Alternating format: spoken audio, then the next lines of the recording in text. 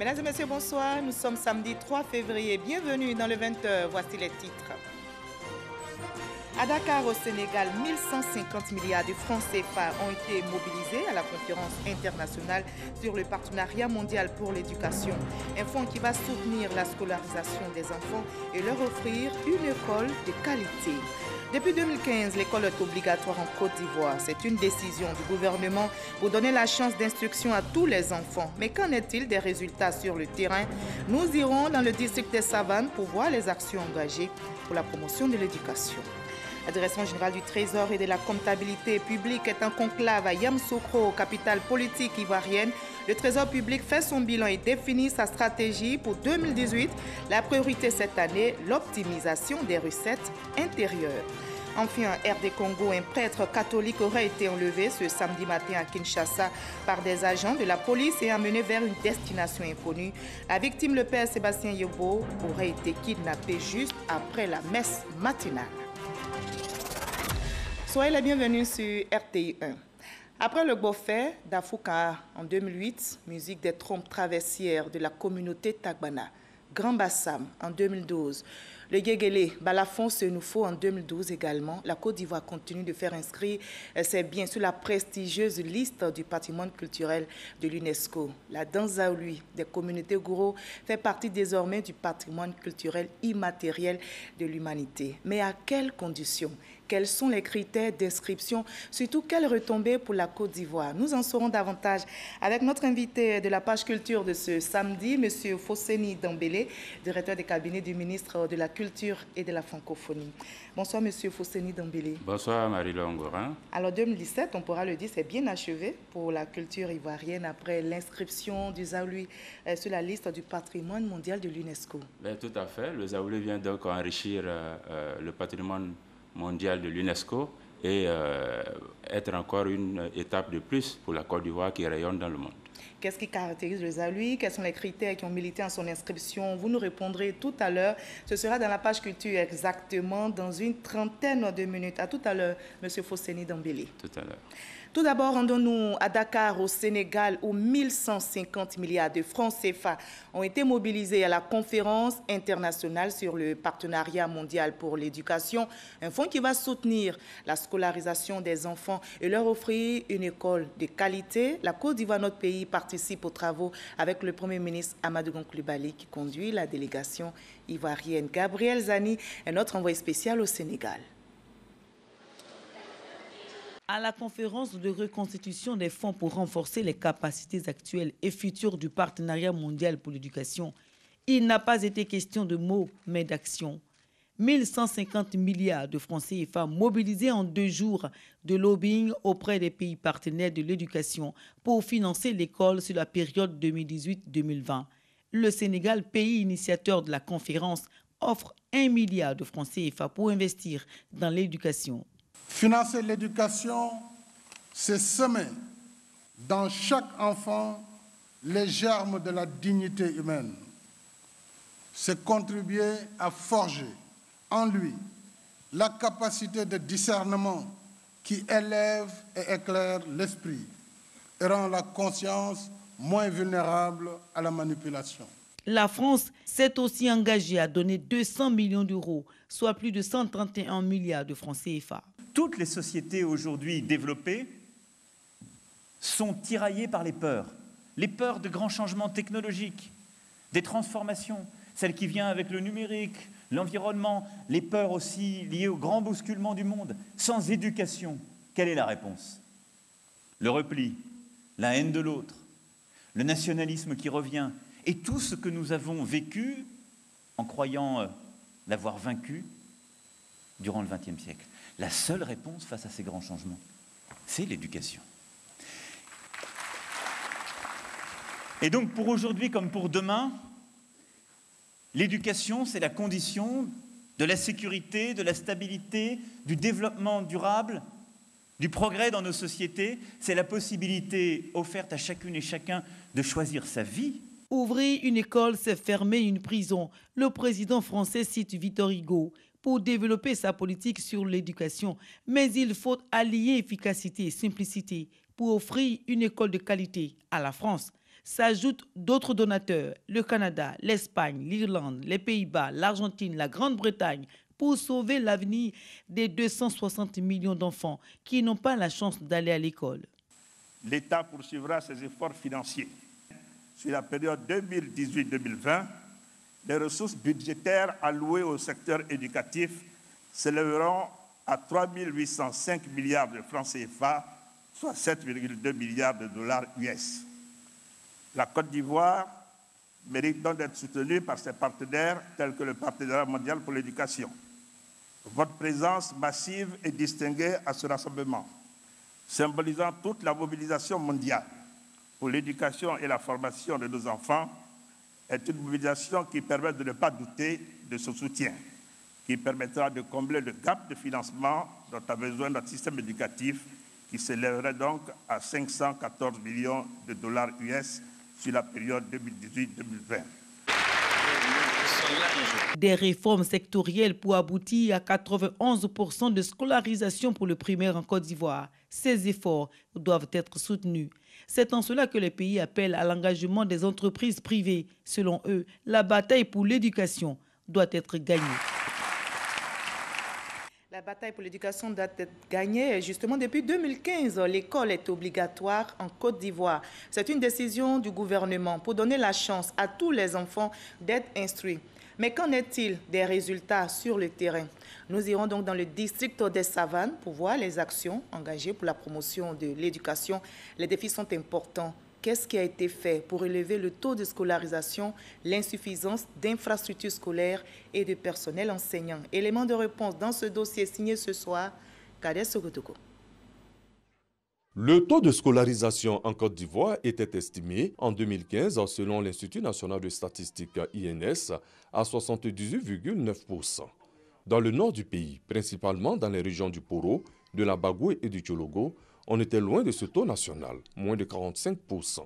La loi numéro 2015-635 du 17 septembre 2015, instituant l'école obligatoire en Côte d'Ivoire, est prise et appliquée à tous. Dans cette partie du pays, les clignotants au rouge doivent absolument passer au vert. Et cela se résume en une phrase. Il faut amener tous les enfants à l'école pour qu'ils soient enseignés. Effectifs, salle de classe et enseignants. Les défis. 2 ans après la mesure, voici le nouveau tableau. Dans le Poro, en 2015, 101 275 écoliers et fin 2017, 119 894 avec 165 nouvelles salles de classe. Dans le Tchologo, l'effectif actuel au primaire est de 70 706 élèves contre 57 852 en 2015 et 407 écoles en 2017 contre 359 en 2015. Pour la Bagoué, de 41 372 écoliers en 2015, la fin d'année 2017 a enregistré 48 138 écoliers. De 248 écoles, nous sommes aujourd'hui à 273. Nous avons connu un engouement au niveau du primaire en termes de scolarisation et également au niveau du secondaire en termes d'accès des élèves au second cycle. Voilà. Et donc, nous avons connu un peu plus d'écoles aujourd'hui construites et beaucoup plus d'élèves, bien entendu, aujourd'hui scolarisés. Depuis le 17 septembre 2015, la loi rendant obligatoire l'école à tout enfant de 6 à 16 ans vivant sur le territoire ivoirien a eu un effet important sur la scolarisation des enfants, sur la scolarisation du jeune homme, mais particulièrement sur la scolarisation de la jeune fille. La renaissance de l'école dans le Poro, le Tchologo et la Bagoué bénéficie de l'effort des ONG, des conseils régionaux et des mairies qui ont inscrit en lettres d'or l'école dans leur plan de développement. Nous avions eu des échanges avec tous les chefs de village, des entretiens auxquels on les a invités à une réunion où on a demandé à tout un chacun de venir avec leurs besoins en prenant le soin de les classer par ordre prioritaire. Et tous, comme si c'était un vote, l'école était la première priorité de tous les villages. C'est ainsi que dans l'exécution de nos budgets, nous consacrons chaque année plus de 50% de notre budget à l'école. Depuis son Excellence le Président de la République, Alassane Ouattara, a dit que l'école est gratuite. Et puis, nous aussi au niveau du conseil municipal, je pense qu'on s'est dit qu'il fallait pencher sur l'éducation. Donc je pense qu'avec mes conseillers, le budget, nous avons alloué au moins 75% du budget uniquement à l'école. Donc je peux vous dire qu'on a déjà investi plus de 130 et quelques millions déjà pour vraiment faire fonctionner l'école à Ouangolo-Togo. Les parents d'élèves apprécient justement ces efforts. Quand les enfants sont ici, on est content. L'école est importante. Je demande à toutes les femmes de mettre les enfants à l'école. Je suis très content. Une école comme ça à Ouangolo-Togo. Dans ces 3 régions, le tableau n'est pas seulement reluisant. Des difficultés existent toujours. Les difficultés sont liées même à notre succès en termes de scolarisation. Dans la mesure où il y a eu un boom scolaire et où les élèves primaires montaient régulièrement au secondaire, là nous avons accueilli cette année 5000 élèves en 6e. Il faut beaucoup plus d'encadreurs et donc du coup on a été rapidement dépassé par le flux d'élèves et nous enregistrons beaucoup de défis au niveau du secondaire. Nos enfants maintenant sont portés vers l'argent en vitesse et donc ils désertent les écoles. Nous les poursuivons comme nous pouvons, mais il y a parfois 2 ou 3 qui nous échappent. Le dernier cas dont on va parler, c'est à Solignungo, dans une école de proximité, où un enfant est porté disparu. Mais après les recherches, on l'a trouvé dans une mine d'orpaillage clandestin. L'école obligatoire aura permis la scolarisation de bon nombre d'enfants dans le district des Savanes. Les infrastructures scolaires suivent. Reste donc à combler le déficit d'enseignants et poursuivre la sensibilisation pour améliorer définitivement les choses. La dossier signé Kadès Sogodogo. Au chapitre défense, je vous convie au repas de corps de l'armée ivoirienne, repas ouvert à la population. Le ministre d'État, ministre de la Défense, Ahmed Bakayoko, fait partie des convives. Il a pris part à ce repas pour échanger avec ses troupes et surtout fraterniser avec la grande muette. C'est ce que nous explique Eric Goury. Ahmed Bakayoko au milieu des troupes. Le ministre d'État, ministre de la Défense, est allé au contact des soldats. Il a même partagé un repas avec eux, une façon pour lui d'être en phase avec ses collaborateurs. Lors de ce repas de corps, Ahmed Bakayoko a exhorté les militaires à la discipline et à la cohésion au sein de la Grande Muette. Nous devons tous nous sentir les membres de la même famille, comme des frères, comme des sœurs. Nous devons être plus déterminés à travailler pour la cohésion de l'armée, pour qu'un militaire ne tire pas sur un autre militaire. Nous devons tout faire pour réussir à faire que l'armée se réconcilie avec elle-même, que l'armée fasse en sorte qu'il n'y ait plus de questions d'indiscipline, que la discipline soit vraiment quelque chose d'essentiel, un pilier. J'ai envie que vous puissiez montrer l'image d'une armée qui fasse la fierté du pays. Ce repas de corps a été ouvert aux populations. Une façon pour les organisateurs de briser les barrières et de raffermir les liens armée-population. Il est important que nous puissions contribuer au renforcement de la cohésion au sein de ces unités. À la fin de ce repas, les forces de défense se disent satisfaits. C'est une opportunité des chefs de pouvoir passer certains messages en ce qui concerne la discipline, en ce qui concerne la nécessité de la cohésion. Ça nous permet de prendre le ministre, pas comme un chef, mais comme un frère. Il a prouvé, quand il a fini, il est rentré dans la foule, vous avez vu. C'est de cela que le soldat a besoin. On parle aussi de cohésion, de fraternité à Kanakono, dans la région de la Bagoué. Après les affrontements meurtriers du 24 décembre dernier, les populations attendent désormais les conclusions de la médiation du gouvernement pour voir la construction effective du collège de proximité à l'origine de leur déconvenue. Le ministre Bruno Koné Nabagné prône sur place l'unité et exprime son soutien aux familles endeuillées. Le témoignage de Léon Broukwami. Kanakono, département de Tengrela. La médiation des élus du corps préfectoral et du gouvernement a payé. Le vivre ensemble est de retour après les affrontements meurtriers du 24 décembre 2017. Karga et Falikogo se fréquentent à nouveau et le collège de proximité, objet de leur division, désormais commune, aspiration des deux quartiers. Nous, on s'en va à Koko. Il y a des gens de Koko qui viennent chez nous ici pour construire le collège. Bon, ça là, on a resté pour les techniciens. C'est le technicien qui va venir gérer ça. Sinon, les populations ne peuvent pas choisir encore. Si le gouvernement dit on a qu'à mettre dans tel endroit, c'est qu'il y a su, nous, on n'est pas une décision à prendre. J'ai un ami qui a perdu son frère, j'étais dans son funérail là-bas, à Falkogo. Je suis de Karga. Donc je pense qu'il n'y a plus de problème entre Karga et Falkogo. Le collège de proximité de Kanakono a ouvert cette année scolaire même dans ses locaux provisoirement cédés par une école primaire. Il est donc question de rétrocéder ces locaux.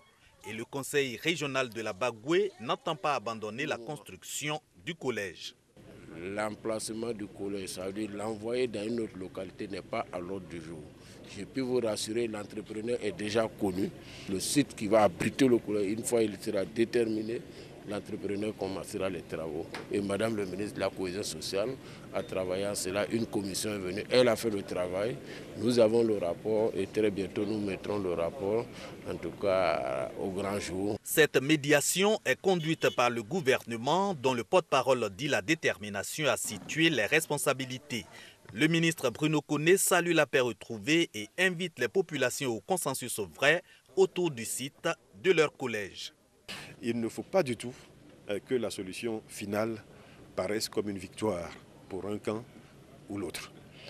Nous travaillons pour faire en sorte que la solution finale soit au profit de tous, soit dans l'intérêt de toutes les populations. Quel que soit l'endroit où le collège sera, les enfants pourront y aller. Et ce seront les enfants d'ici. Et quel que soit l'endroit où le collège sera, il sera sur la terre de Kanakono. Avant les familles des victimes de la crise de Kanakono, le ministre Bruno Koné a rencontré la chefferie traditionnelle de Tengrela. Objectif, saluer sa contribution au retour du vivre ensemble. Voilà, tout est bien, donc qui finit bien. Retour de la paix à Kanakono. Ici à Abidjan, des organisations de femmes de la société civile étaient chez la ministre de la Femme, de la Protection de l'Enfant et de la Solidarité. L'objet de la rencontre, l'agression de la femme, agent de police, par un député. Le témoignage d'Issa Tchonoyeo. Le vendredi 26 janvier dernier, une altercation a eu lieu entre un élu et une femme fonctionnaire de police dans l'exercice de ses fonctions. Le député est arrêté, puis relâché après.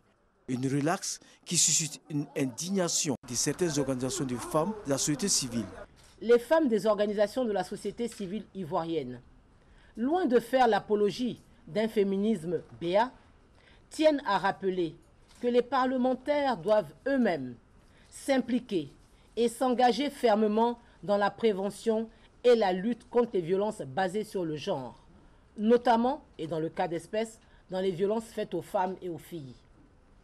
Les femmes des organisations de la société civile ivoirienne, comme une seule personne, condamnent avec fermeté l'attitude et le comportement de l'élu de la nation. Outre le cas de l'agent de police, Kwame Aya, ces organisations de femmes de la société civile ont condamné également la violence faite à une photographe de la presse par un policier lors de l'interpellation du député au palais de justice au Plateau. Les organisations de femmes de la société civile ont décidé de ne plus se taire sur aucune violation faite aux femmes en Côte d'Ivoire. La Direction générale du Trésor et de la comptabilité publique est en conclave à Yamoussoukro, capitale politique ivoirienne. Le Trésor public fait son bilan et définit sa stratégie pour 2018. La priorité cette année, l'optimisation des recettes intérieures. Les détails avec Francis Boifo. Cette année, les comptables publics du Trésor doivent assurer le recouvrement effectif de toutes les recettes pour l'atteinte de l'objectif de 1 310 milliards de francs CFA fixé par le gouvernement. Ils doivent aussi procéder au paiement à bonne date des dépenses afin de respecter le critère de la non-accumulation des arriérés. Ce sont des exigences du directeur général du Trésor et de la comptabilité publique à la fin des travaux de Yamoussoukro. Jacques Konan Assaoré invite l'ensemble des agents à défendre la crédibilité et la performance du Trésor en prônant le management de qualité. Je vous invite donc à vous approprier les méthodes induites par la démarche qualité, de sorte à nous permettre d'atteindre effectivement la certification de l'ensemble de nos services à l'échéance convenue. C'est-à-dire 2019. Pour y arriver, le représentant du ministre de l'Économie et des Finances invite les agents à une synergie d'action. Vous qui faites de cette administration l'administration la plus moderne et la plus compétente, la plus compétitive aussi, il vous appartient de poursuivre vos efforts dans le sens de la consolidation des acquis et de la réalisation de nouvelles performances, et surtout d'apporter des réponses appropriées aux 69 recommandations formulées au titre notamment du management stratégique et des activités opérationnelles. 69 recommandations visant à réaliser le plan stratégique de développement du Trésor avec 621 tâches, dont 421 exécutées, soit un taux de réalisation de 68,11%.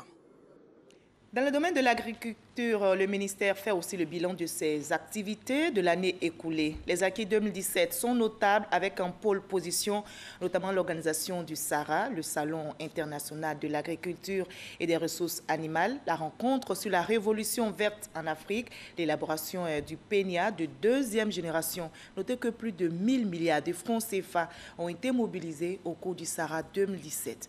Le reportage de Noël Nyagno. Comme le riche laboureur Sangafoua Coulibaly, ministre de l'Agriculture et du Développement rural, est convaincu d'une chose. Il y a un trésor caché dans le secteur agricole, laissé par Feu Félix Houphouët-Boigny à la Côte d'Ivoire. La preuve, après plus d'un demi-siècle, le secteur continue de porter l'économie ivoirienne et les performances sont légion. Premier producteur mondial de cacao, de cajou, de cola. Pour les autres spéculations, la Côte d'Ivoire est dans le top 5 au plan mondial. Comment maintenir le cap? Marquer une halte annuelle, c'est la volonté du locataire du 25e étage de la caisse de stabilisation. Cela pour passer au crible le chemin parcouru, le tamiser sans faux fuyant. L'exercice a eu lieu ce deuxième jour du deuxième mois de l'année 2018 devant la famille agricole dans toute sa diversité. Que souligner? Des acquis notables avec des pics. L'agence du foncier rural a vu le jour. Elle est opérationnelle. Au plan international, l'agriculture a participé à la visibilité de la Côte d'Ivoire à travers l'organisation du Forum pour la Révolution verte en Afrique. Une grande première en terre francophone, 7 ans après l'avènement de cette instance.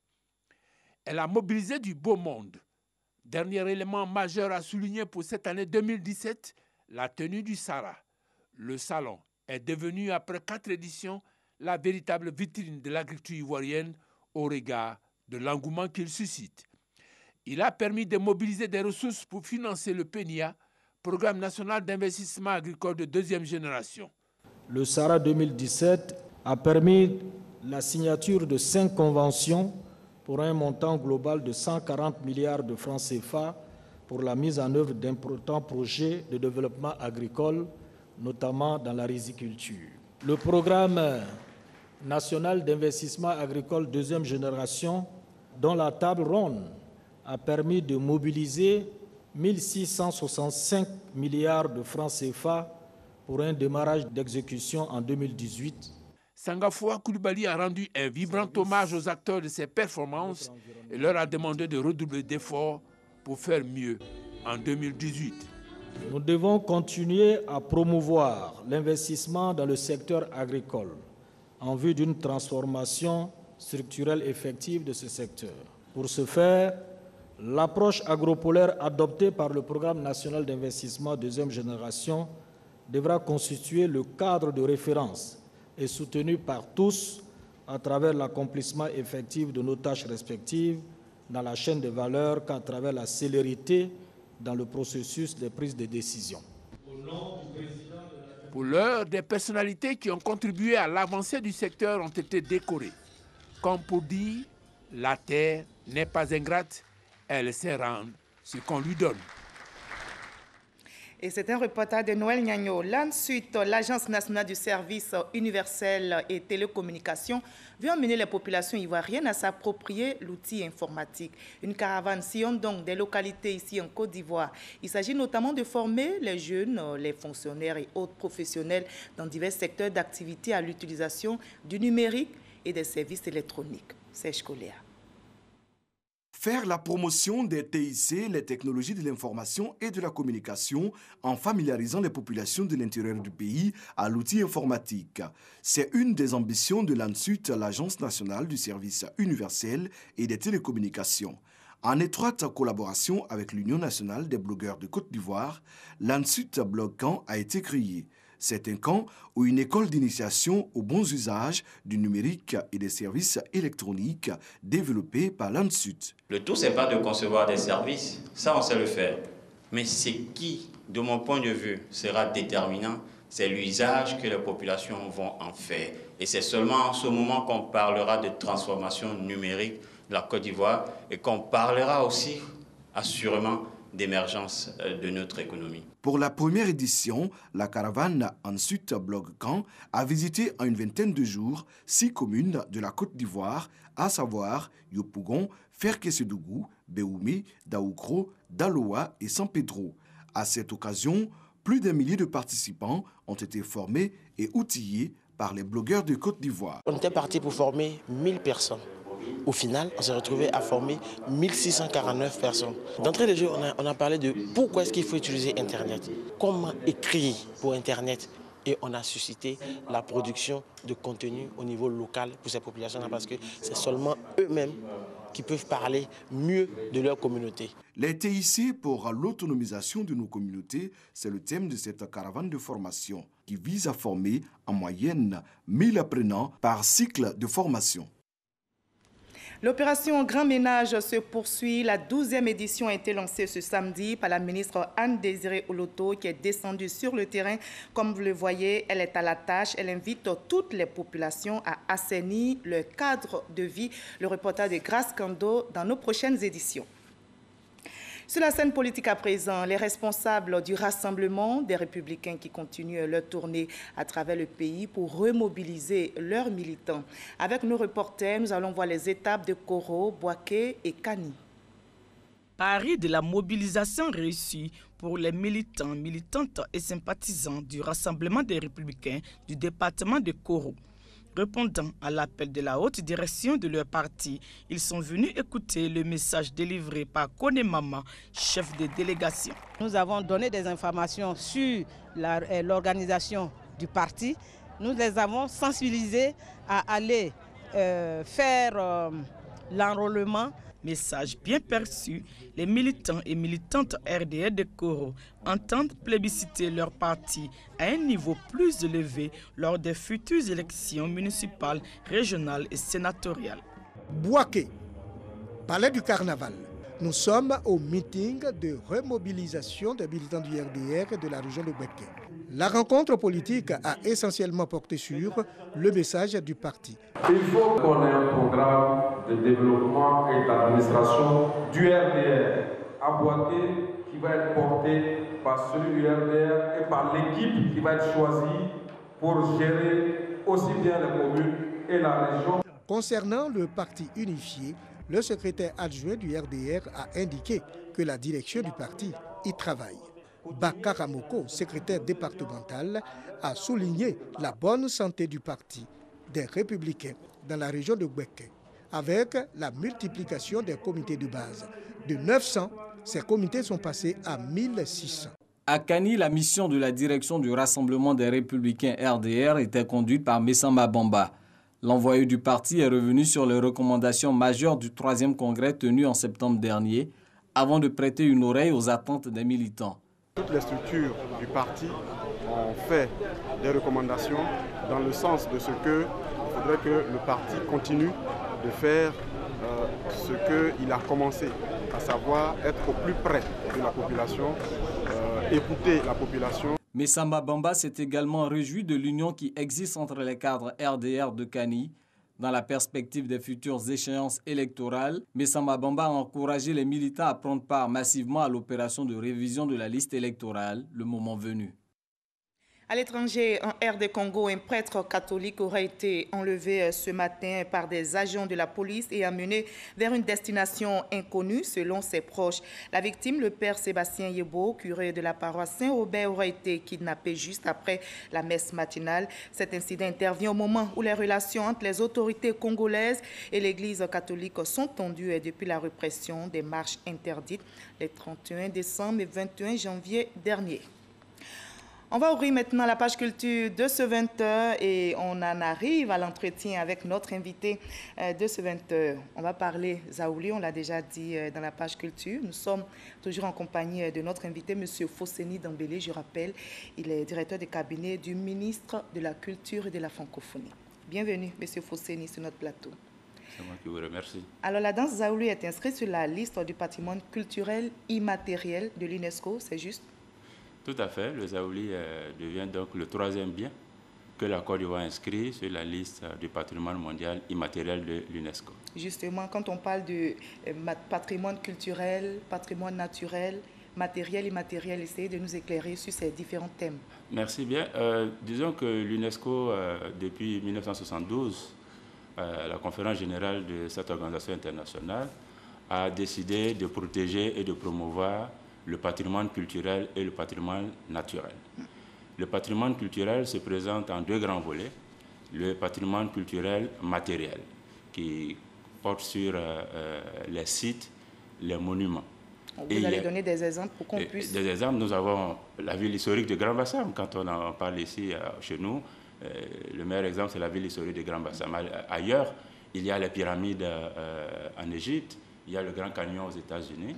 Et il y a donc, à côté du patrimoine matériel, il y a le patrimoine immatériel, qui porte sur le savoir, le savoir-faire, les expressions culturelles, donc, les danses, les instruments, la créativité, et tout ce que l'homme fait, disons, pour marquer son environnement avec ce savoir-faire qui se transmet de génération en génération. Et justement, le Zaouli donc figure sur la liste du patrimoine culturel immatériel, l'imagination, la créativité du peuple gouro. Du peuple gouro, parce que ces biens-là sont liés à des communautés. Et en l'occurrence, le Zaouli, c'est bien une danse et un masque de communauté gouro de Côte d'Ivoire. À quelles conditions cette danse Zaouli a été inscrite? On va regarder ce reportage de Sita Soro et en discuter par la suite. Le Zaouli, dans ces musiques populaires pratiquées par les communautés gouro dans les départements de Boaflé et de Zenoula, au centre-ouest de la Côte d'Ivoire.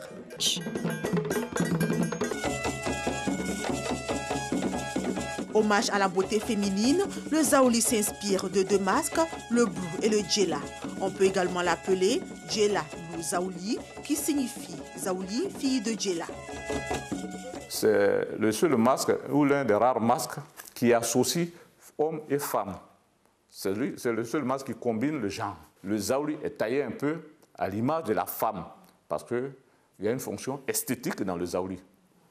C'est généralement la plus belle fille du village qu'on regarde, et les artistes, les sculpteurs taillent le Zaouli en fonction de la beauté de la femme. Le Zaouli associe dans un même spectacle la sculpture représentée par le masque, le tissage qui est le costume, la musique alignant orchestre et chansons et la danse. Les danseurs de Zaouli, c'est des talents, c'est des gens talentueux qu'on essaie de déceler dans la société. Le danseur de Zaouli, il est respecté parce qu'il a du talent, il est différent des autres. Et ce n'est pas dans tous les villages qu'on peut trouver. Donc c'est une question de talent, c'est une question d'habilité. C'est une question de volonté aussi, de détermination au sein de la société. Mais ça permet de créer une osmose autour du Zaouli. L'ensemble de tous les artistes, de tous les artisans, de tous les pratiquants et des orchestres, que ce soit les hommes âgés, que ce soit les femmes, les jeunes filles, tout le monde autour du Zaouli crée, n'est-ce pas, une certaine harmonie. Et ensemble, on gère le Zaouli, fonction de cohésion sociale, fonction de solidarité, fonction d'entraide. Et puis, au-delà, fonction ludique, Après la ville de Grand Bassam en 2012 et le bal Fonsenufo Djegele en 2013, le Zaouli devient le 3e bien de la Côte d'Ivoire à être inscrit sur la prestigieuse liste du patrimoine mondial matériel de l'UNESCO.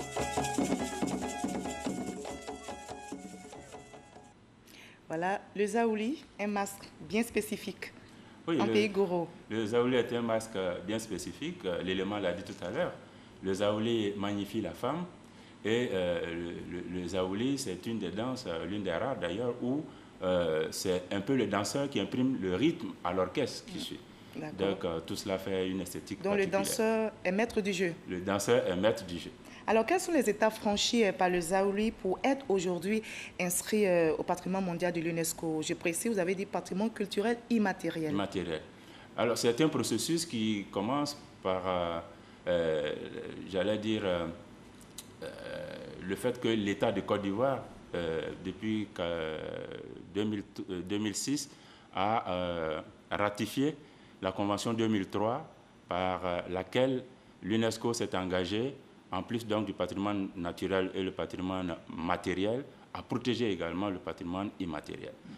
Et quand un pays adhère à cette convention, il faut ensuite que ce pays-là, et c'est le cas de la Côte d'Ivoire, établissent une liste nationale qu'on appelle la liste indicative sur laquelle le pays recense. Donc il y a un travail en amont au niveau national. Il y a un important travail au niveau national mené par le ministère de la Culture et de la Francophonie et les structures spécialisées qui sont l'Office ivoirien du patrimoine culturel et la Direction du patrimoine culturel. Et sur cette liste indicative figurait le Zaouli? Bien entendu, sur cette liste figure le Zaouli, c'était un préalable à l'inscription. Alors les critères qui ont joué en notre faveur au niveau de l'UNESCO, parce que l'UNESCO aussi a des critères précis. Oui, ces critères, quand il ne s'agit pas d'inscrire sur la liste nationale pour arriver à convaincre l'UNESCO. Parce qu'on peut être inscrit sur la liste indicative et échouer. Et puis ne jamais être inscrit sur la liste de l'UNESCO.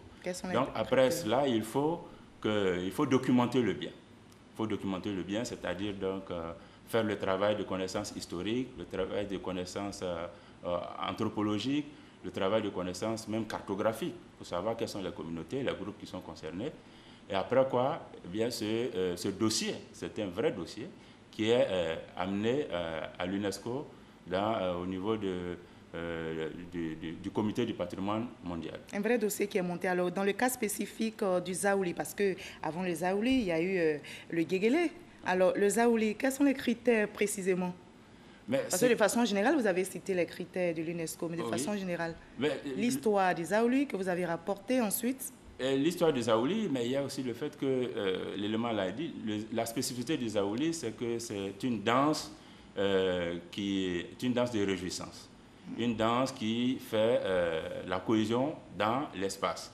Une danse qui ne met pas de barrière entre hommes et femmes, jeunes et vieux, tout le monde s'y retrouve.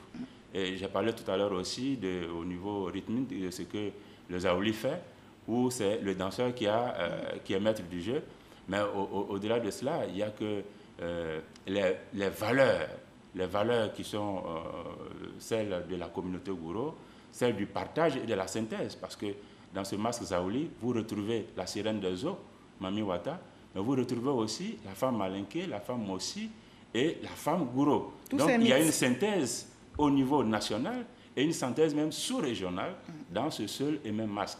Et alors, cela a son importance. Quelles sont les retombées pour notre pays, le fait de voir un bien inscrit sur la liste du patrimoine mondial de l'UNESCO?